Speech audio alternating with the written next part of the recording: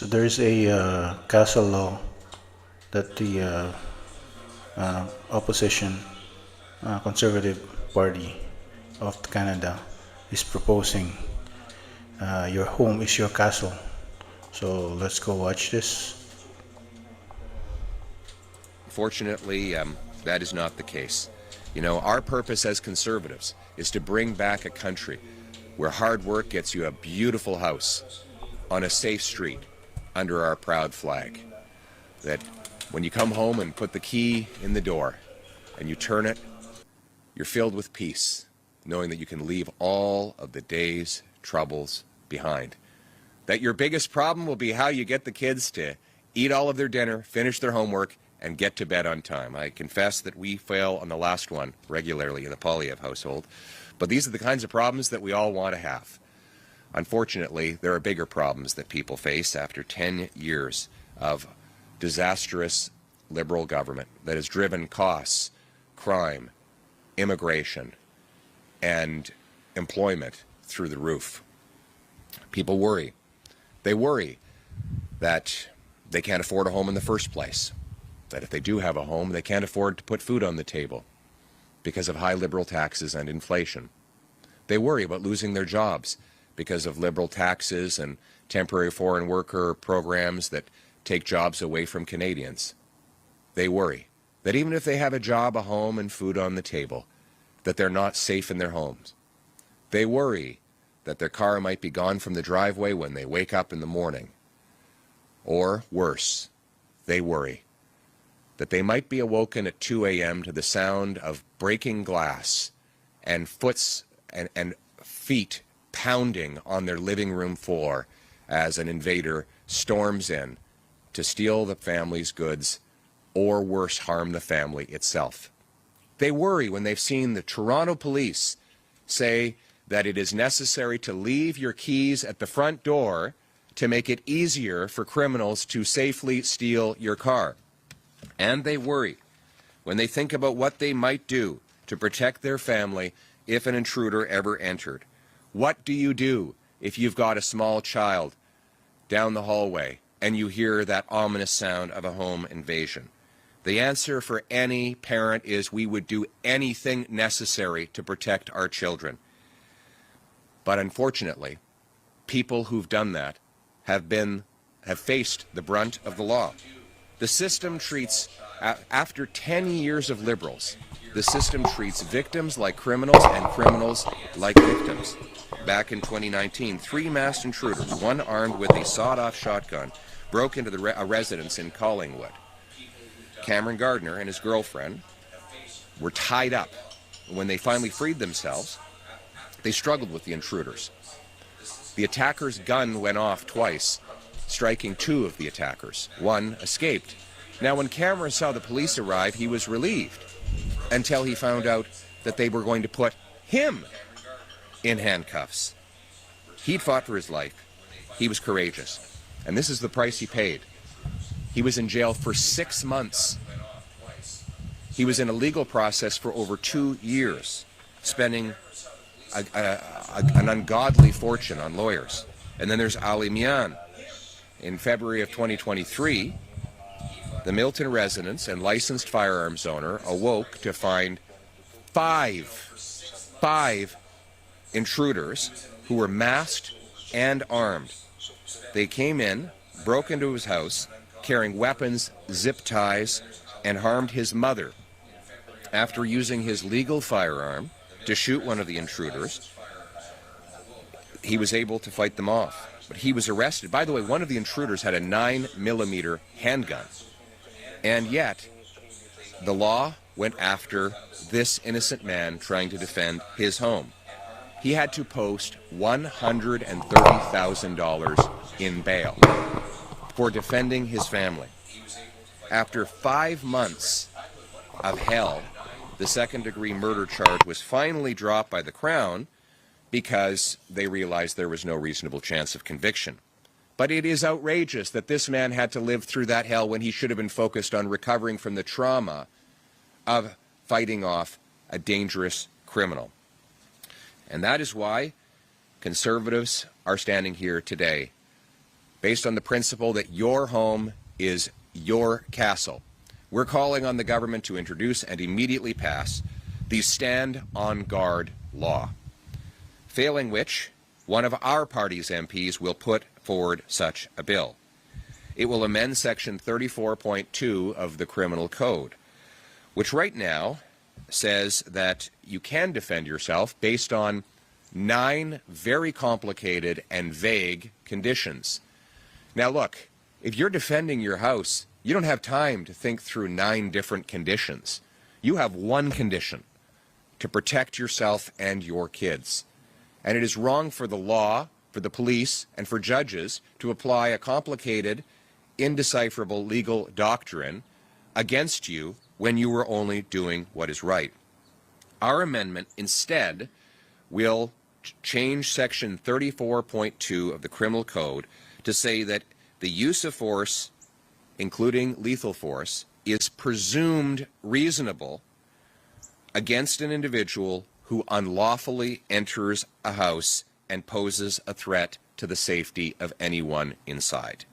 The proposed amendment is reasonable and prudent. It applies only to the unlawful entry of a home and preserves proportionality. Simply put, it means you have the right to use force to defend your home and your family against someone who threatens you and who has entered illegally. This bill will also put Canada in line with other developed civilized countries. Ireland, several Australian states, Spain, the United Kingdom, and some American states already have this principle embedded. And it will make sure that Canadians are treated right for a change. We think that our role in this Parliament is to put forward good ideas. And so my message to Mr. Carney is steal our best ideas. Work with us. Let's get it done. Let's put our country first. Who cares who gets the credit? Take our ideas so that we can reverse not only the crime and chaos Liberals have caused, but let's also take these ideas to bring the cost of living, immigration, and unemployment down. Keep our people safe. Let's put our country first.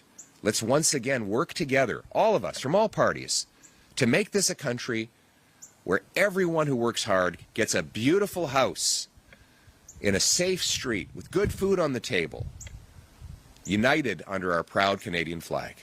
Thank you very much. Oh, thank you. Thank you. You agree with what I had to say? Thank you.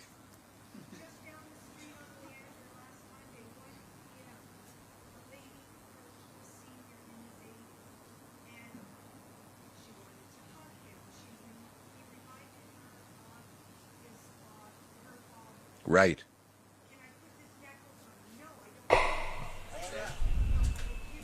Testing, yeah. Right. Fully agree. Oh my goodness. Oh my God.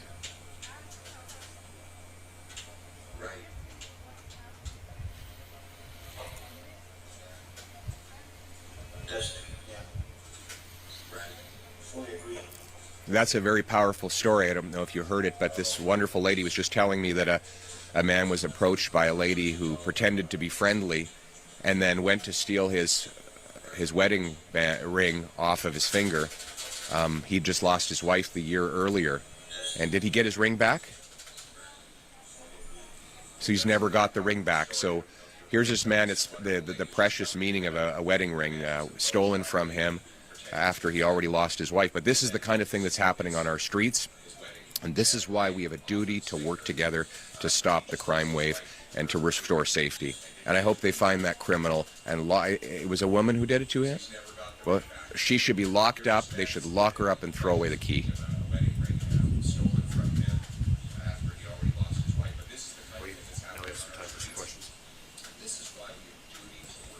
Good morning, Mr. Poillievre. This is Nitin Chopra. Hi, Nitin.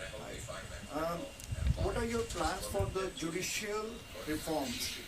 Recently, Premier Ford, he blasted the judiciary. He quoted that judges are politically appointed and running judicially judiciary with political agenda. Like judges gave less punishment because of criminals' immigration status. If you are on a work permit, less punishment. Visitor to this country, less punishment. If you are a student visa, less punishment. When our premier or leaders don't have a trust on judiciary, so how can a common man can trust a judicial process? Well, look, I share some of the frustration, but let's be clear. The judges are interpreting liberal laws. It's liberal laws, C-75, that allows criminals who've committed 150 or 200 offenses to be released within minutes of their latest arrest. That is a liberal law. So when a judge gives bail, they're just following the liberal law. It is the liberal law, C-5, that allows serious violent offenders to have house arrest or to get early parole. It is a liberal law that allowed Paul Bernardo to go from a maximum security penitentiary to a medium penitentiary where he'll be able to play sports and cook for himself and enjoy the freedoms he robbed from other people. Those are liberal laws. So let's, sure, we can blame others, but the blame is with the Liberals. And by the way, Mark Carney has done nothing to reverse the laws brought in while he was the economic advisor to the Liberals. So let's put the blame where it belongs. As for this ridiculous ruling that suggested that someone should have a lower conviction or sentence because they were a temporary resident in our country from another nation, that is outrageous. It is ridiculous that in our liberal justice system, someone gets a lower conviction simply because they came from another country. And that is why Michelle Rempel, conservative immigration critic, is introducing a law that will ban judges from giving sentencing discounts to people on the basis of their immigration status. Frankly, anyone who is visiting our country from abroad and applying for immigration who commits a crime should be deported from our country. Hi, Pierre. This is Shuji with Wine Media.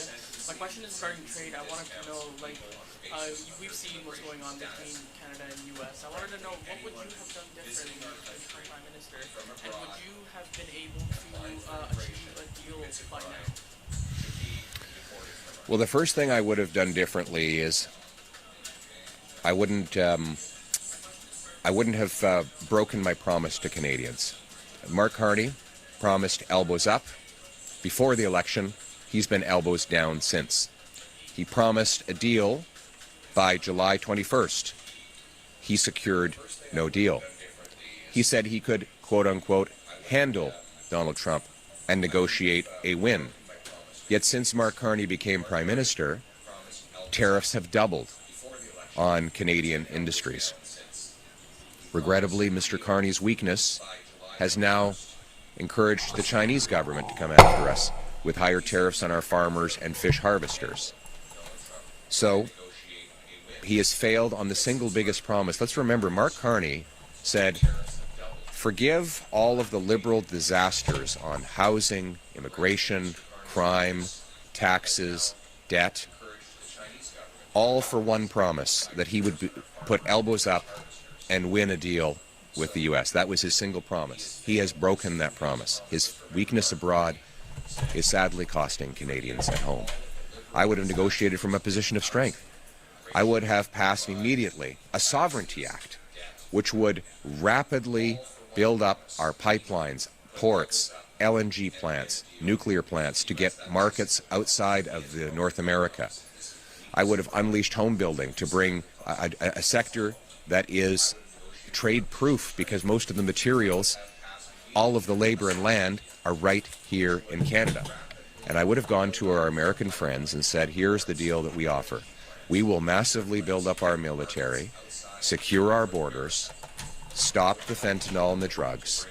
In exchange, and we can do more and better on all those things if we have free and open trade that enriches both of our countries.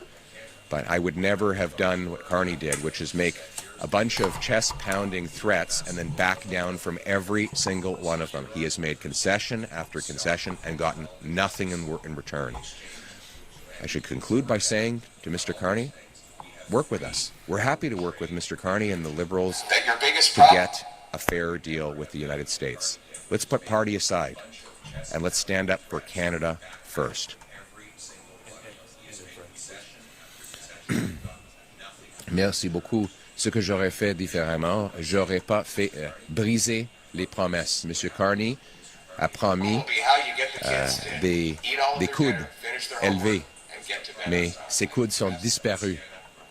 Il a fait des grandes menaces envers les Américains, il a reculé sur chacune. Il a fait concession après concession sans aucun gain pour le Canada. Il a promis un deal le 21 juillet. C'est presque septembre, il n'y a pas de deal. Le gouvernement de la Chine, maintenant, détecte une faiblesse et augmente aussi les tarifs sur Okay. nos fermiers Hello. et nos pêcheurs. Les tarifs Hello. américains Testing. sont le double de ce qu'ils étaient quand M. Carney est arrivé. au Testing. pouvoir. This Ça is the French side. a des coûts significatifs pour les travailleurs ici. Hello. Testing. Moi, j'aurais défendre la souveraineté du Canada en adaptant une loi qui permettrait de rapidement rebâtir et de réindustrialiser notre pays avec des ports, des usines, des pipelines, des centrales nucléaires, zéro taxe sur les gains en capital quand les investisseurs réinvestissent ici au Canada. Et avec cette force, ce rapport de force, j'aurais dit à nos amis américains, nous allons rebâtir notre militaire, renforcer nos frontières et on peut le faire plus grand et plus fort si vous nous permettez encore un libre-échange, un vrai libre-échange.